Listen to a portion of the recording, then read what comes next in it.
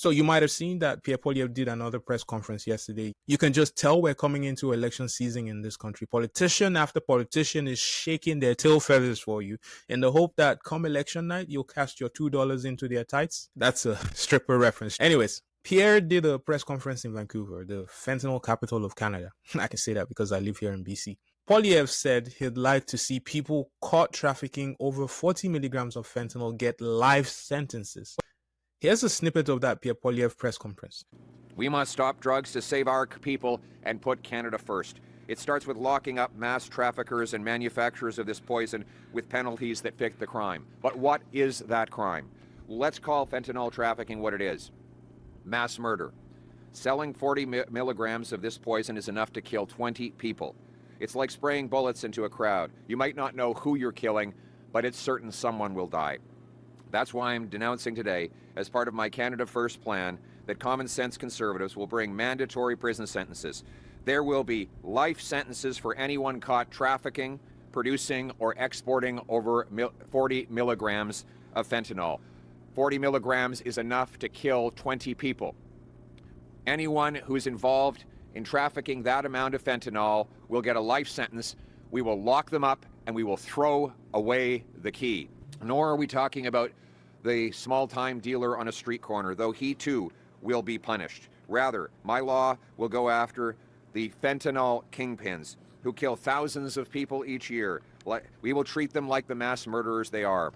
So the CBC did a segment basically criticizing this suggestion. They had a subject matter expert on, a criminologist, and he was talking about this Pierre Poilievre's proposal. Have a listen to that, and then we'll come back and talk about what I think about it. How do you view who would likely get caught up in a law like this?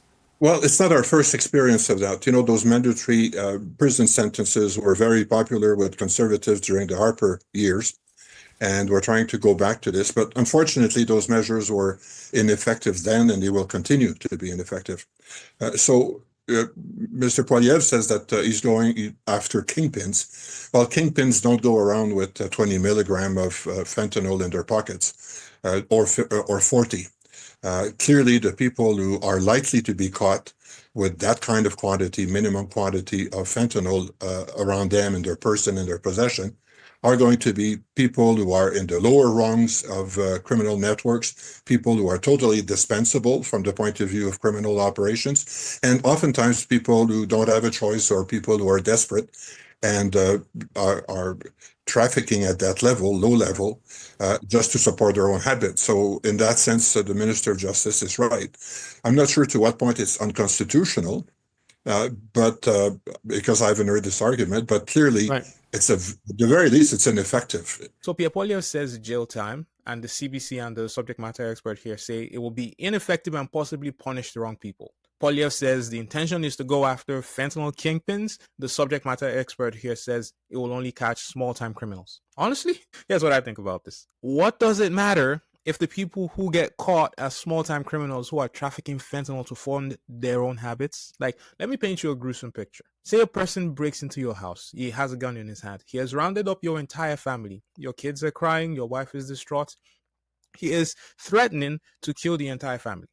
What this armed robber doesn't know is that you're a Marine, for example. You have a gun as well. It's right under the couch, and you're a pretty good shot.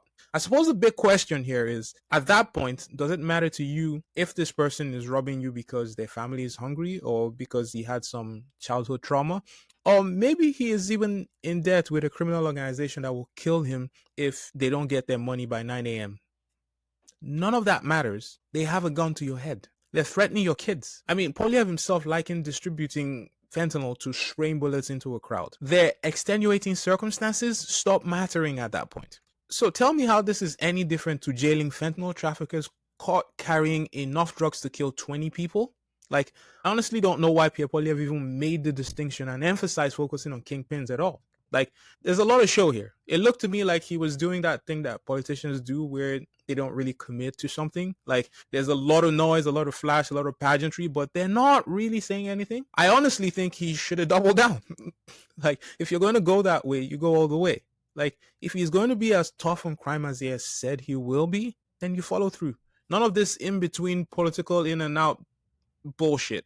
Yes, Totally go after the kingpins. You won't get those in the streets. So, yes, you do everything you said you would do before. Scanners at the ports, monitor the precursor supply chain, but certainly don't sit there and do what the CBC just did and insinuate that someone deserves leniency because their life situation puts them in a position to kill people. Like, at the point where they're seeking help, yes, totally help people get well. Do whatever is necessary to get people out of the cycle of addiction. But you lose those rights when you get to the point where you're taking lives yourself. Like, it is crazy to me that we care more about criminals than mostly innocent people who die from drug overdoses. Like, a lot of those people don't even know what is in their drugs. Look, I really like the CBC. Okay, I'm trying to be nice here. I really like them, and I think they do good work. I think publicly funded news is probably our last remaining defense against polarization, against disinformation, and sensationalist nonsense. I mean, just look at Fox News and CNN over in the States. They've sold their souls for trinkets. Maybe a little bit more than trinkets, if I'm being honest, but like, it is absolutely shocking over there. They don't even try to hide their bias. Granted, the CBC is funded by the government, but by and large, they try to be fair. Once in a while, though, you hear some really biased coverage from them. And this week was brutal. This week was so bad. Like, on Monday or so, there was a CBC reporter asking Pierre Poilievre to step aside and not run for prime minister. And then there's this. They did not once during this particular segment did they even look at the other side. No mention of the merits of what Pierre Poilievre said. Like, I said this again. I love the CBC and what they do. But this was shit journalism. Respectfully. So here's a positive for you. Pierre Poilievre's proposal here could actually be a useful deterrent.